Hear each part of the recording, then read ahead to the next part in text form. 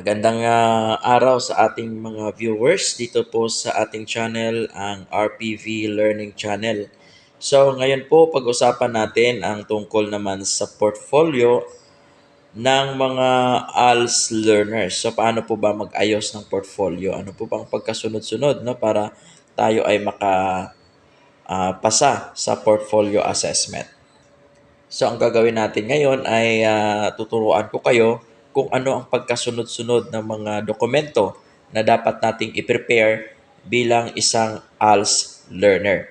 So ito ay example, no, sa portfolio na ating gagawin. In example ko lang po ang isa sa mga ALS learner natin, no, nakatapos na siya at nakapasa po sa assessment sa kay Ate Norma Torres, no. So sa harap ng portfolio, dapat maglagay kayo ng ganito, no? At least ma-identify ng inyong mga guro o ng assessor, yung mag-assess ng inyong documents, na kayo ang nagmamay-ari nito. Ngayon, sa pagbukas nito, kailangan makikita dito kaagad, no, ang inyong reflection tungkol sa mga tanong, no, sa ALS. Ayan. Yan yung mga natutunan sa ALS, no, ikukwento po ninyo yan. Ayan. So dito, sa reflection, susundan po yan ng inyong Alternative Learning System Modified ALS Enrollment Form. Kaya kailangan meron kayong kopya ng inyong enrollment form at ilagay po ninyo pagkatapos ng reflection. After nito, ang personal information sheet. Ayan. So, fill upan po ninyo yan. Ayan. Tapos may mga ilang questions na dapat po ninyong sagutan. Okay? Sunod. So, pagkatapos ng personal information sheet, dapat makikita din ang inyong FLT score. So, dalawa po itong FLT o Functional Literacy Test. Meron po tayong tinatawag na pre-test.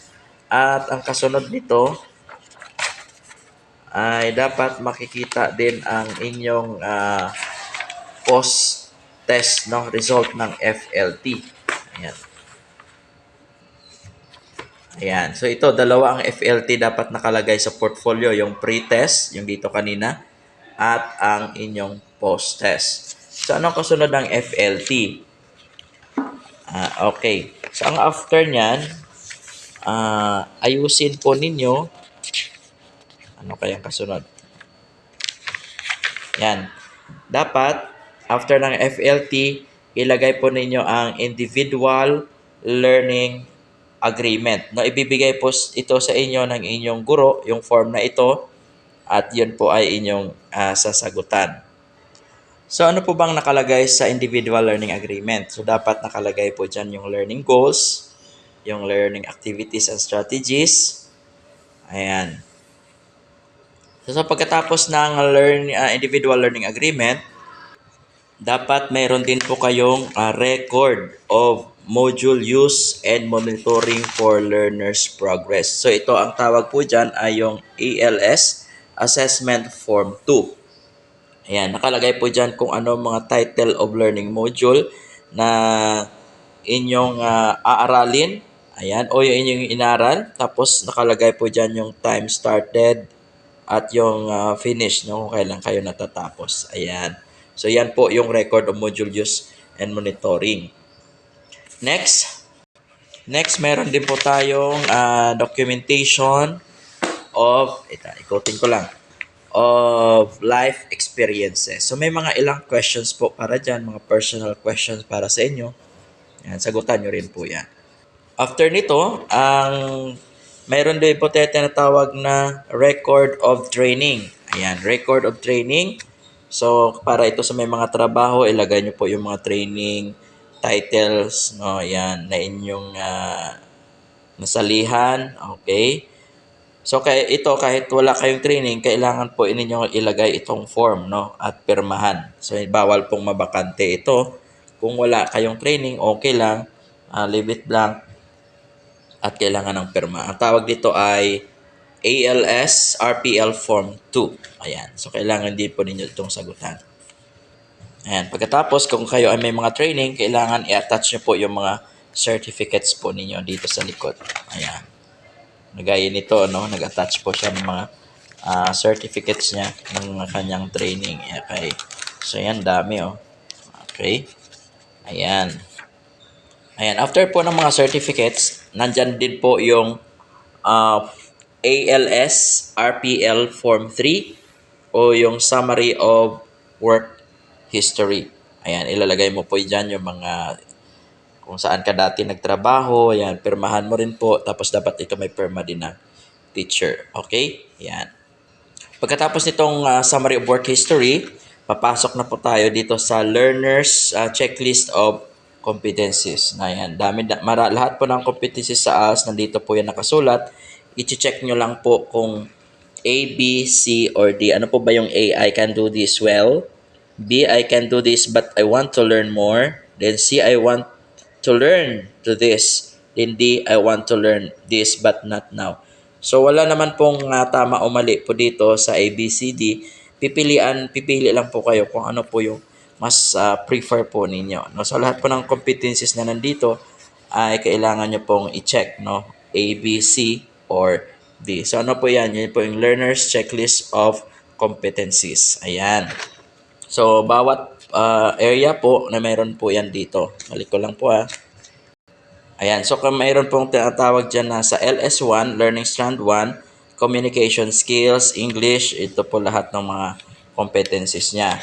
Next po, anong kasunod? Ayan, so medyo mahaba po ito. Yung LS1, Learning Strand 1, Communication Skills naman, sa Filipino, ito naman po yung competencies niya. So kailangan po check at kabisado nyo po ang mga learning strands po ninyo. Okay? Para hindi po kayo mawawala.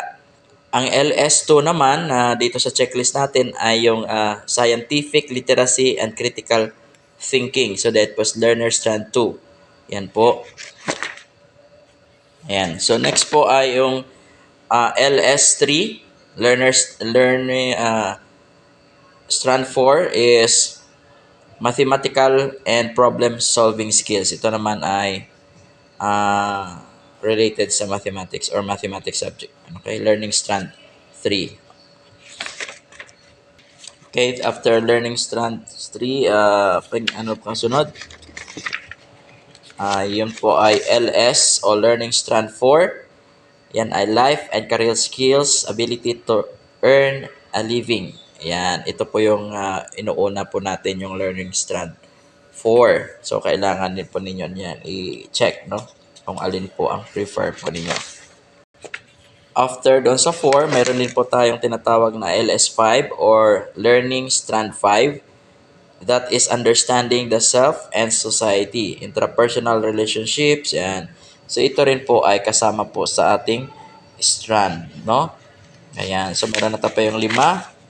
Ano po yung pinakahuli and last part po ng ating strand?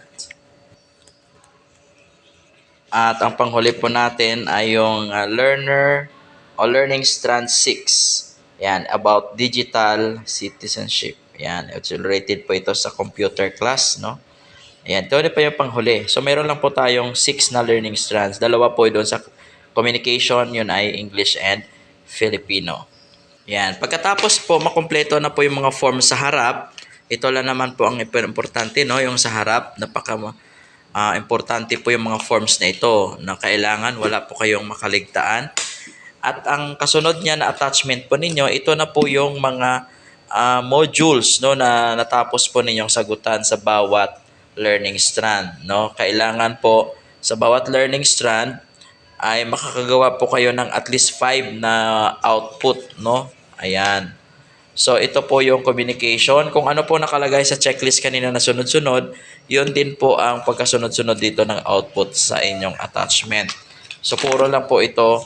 Diba, ito learning strand 1, kailangan lagyan nyo po ng label. So, tapos i-attach nyo po yung mga nasagutan nyo based doon sa modules. Then, ang learning strand 2 naman sa communication skills sa Filipino, kailangan meron din po kayong ganito, no? Yan. Tapos ito po yung mga output na chinik ng inyong mga guro. Ayan. So, i-attach nyo po lahat, no? Lahat po ng mga sinulatan po ninyo at ginawa. I-attach po ninyo dyan, no? Ayan. Next naman, ito yung kasunod, learning strand 3. So, per strand po tayo, no? Hindi po, per quarter ang pag-aayos.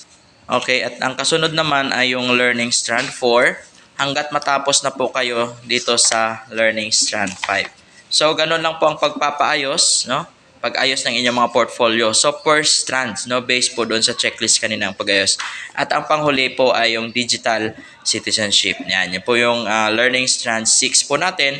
At pag natapos po ninyo, ayan, congratulations po at kayo ay makakapasa na yan sa inyong assessment sa portfolio. Ganun lang po kadali. Kapag wala pong A&E test, portfolio assessment po ang ginagawa ng ating mga officials from DepEd. Ayan. So, ito kakapal ang kanyang ginawa. Ayan. Tapos, ito naman yung front page. Yung buong portfolio, no, ng ating graduate sa ALS. Thank you.